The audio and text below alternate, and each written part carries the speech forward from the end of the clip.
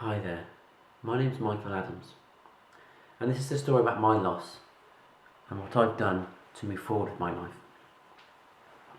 My wife and I were young, we were 31 years old, we had a daughter, we were pregnant with our second child. A few days after my daughter's first birthday, my wife was sadly diagnosed with breast cancer. Obviously our world was turned upside down. We had a bit of a decision to make. We were told that we couldn't go ahead with the pregnancy. Obviously not a decision we wanted to make, we sought other advice. And thankfully, my wife was able to have surgery, have some chemotherapy, and then gave birth to our beautiful baby boy. Sadly though, she had to go on and do some more treatment, so she had more chemotherapy and radiotherapy. And throughout the course of that year, it was very hard with a toddler, with a brand new baby, and my wife going through some very difficult treatment.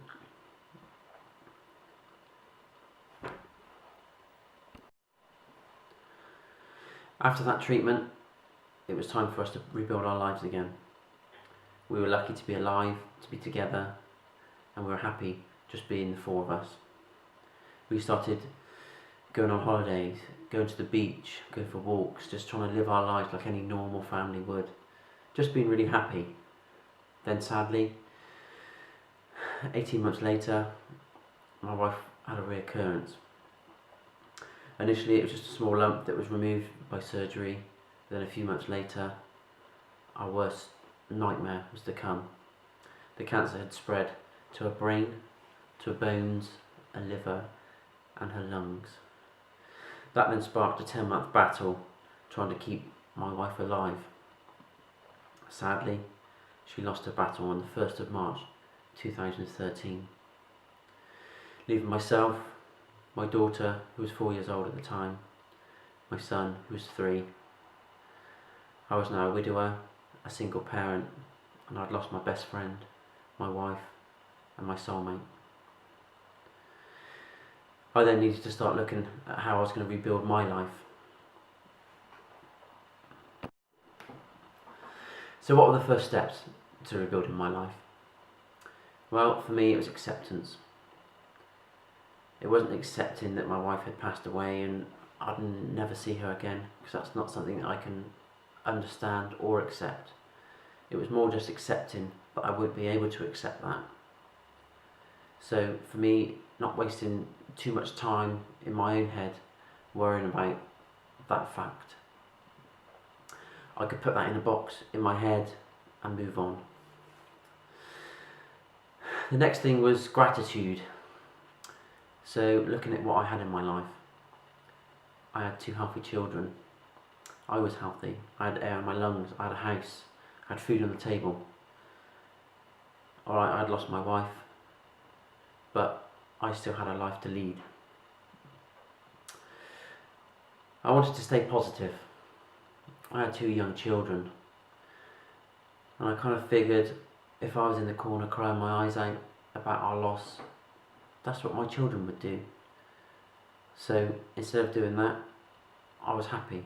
I smiled, and yeah, of course they saw me cry, but more often than not, they saw me happy and smiling.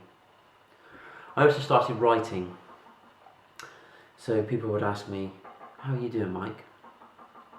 I'd just say, "Yeah, I'm fine." But I wasn't. I just lost my wife. My children had lost their mother.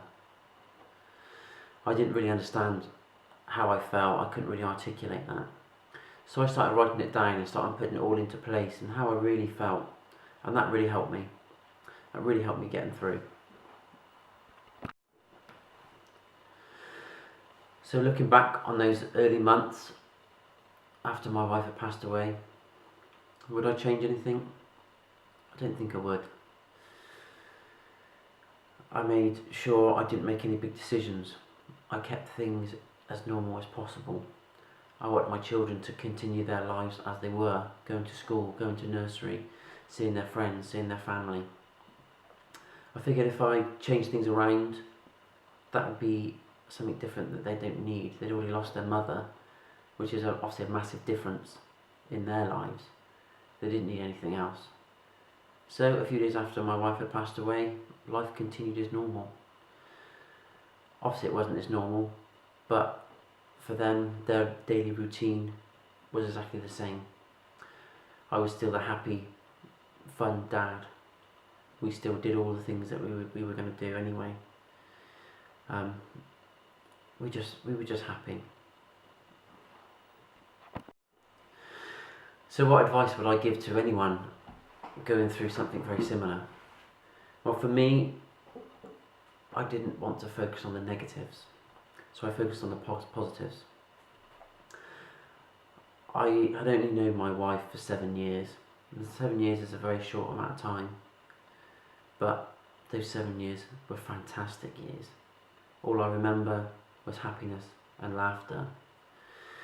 And that's difficult to understand when we had cancer in our lives for 3.5 of those years, but I can truly say that all I can remember from those 7 years was us laughing, being happy, and just being in love.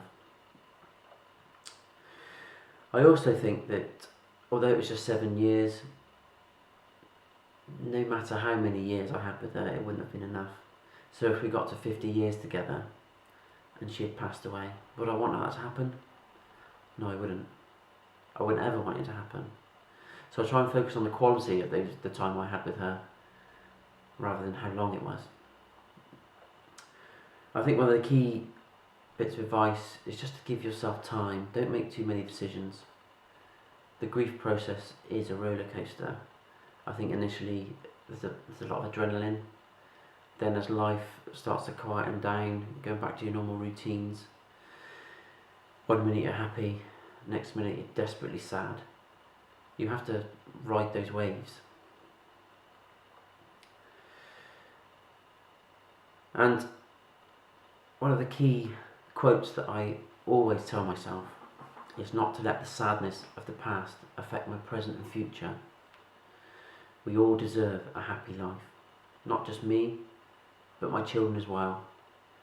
No matter how much sadness happens in our lives, we're all going to die at some point. So for me, I want the time until then to be happy, to be smiley, and for us to have fun. Life is very short, it's very fragile, so why not live it with a smile?